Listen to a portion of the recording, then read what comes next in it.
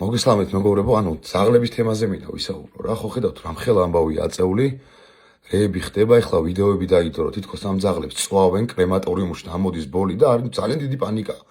4 თუ 5 დღე ამაზე მიდის ძალიან სერიოზული ამბავი, ხო ამ ხელა აჟიოტაჟია გამოწვეული. ნუ თუ ტელევიზიებში არ არის ცხოველთა მოყვარული ადამიანები, როცა მე ძალიან ბევრს ვიცნობ.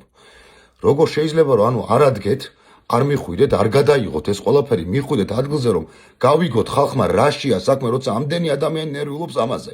ოღონდ მიდით ისე, რომ წინასწარ კი არ დარეკოთ, აი ჩვენ ტელევიზიები მოვდივართ. ყველა ტელევიზიას ვეუბნები, ვისაც კი უბრალოდ ინტერესი აქვს ცხოველების. მნიშვნელობა არ აქვს ტელევიზიას, ხალხო უბრალოდ წინასწარ არ დაურეკოთ, თორე იქ ყველაფერს გასუფთავებულს და გახვედრებენ, ისე რომ ერთ ბეწვსაც კი ვერ ნახავთ ცხოველისაც. პირდაპირ ადექით მიდით, რატომ არ უშვებენ შიგნით ცხოველთა დამცველებს, რატომ არ უშვებენ შიგნით ცხოველთა მოყვარულებს, რომ უბრალოდ ნახონ ადამიანებმა რა ხდება ამ ძაღლებზე.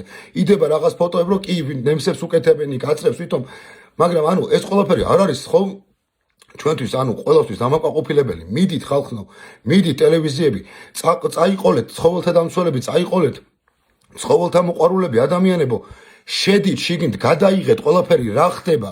ეს ხო არ არის ჩვეულებრივი ამბავი, ძაღლებს სასტიკად ექცევიანო, რამდენი ძაღლი გარდაიცვალა ჯემართო იმის დროს, როცა დაიჭირეს და იმ სეტკებში და კლეტკებში. რაღაცა ხო შეიძლება რომ გავაკეთოთ ჩვენს ადამიანებმა, ხო? სირცხვილია ხალხო, ესეთი რაღაც თუ ხდება, სირცხვილია ქრისტიანულ ქვეყანაში. ბავშვები ყავს, შვილები ყავს, ხალხს სიკეთე უნდა ვასწავლოთ ერთმანეთს და ესეთი რაღაც როგორ შეიძლება ადამიანმა გააკეთოს, ამის დედა მოვტყანმე, ეგეთი რამე როგორ შეიძლება გააკეთოს ადამიანმა? არ შეიძლება ხალხო, მიდით ტელევიზიები, უცბად მიდით პირდაპირ დაატეკით თავზე, რა ხდება, რაშია საქმე.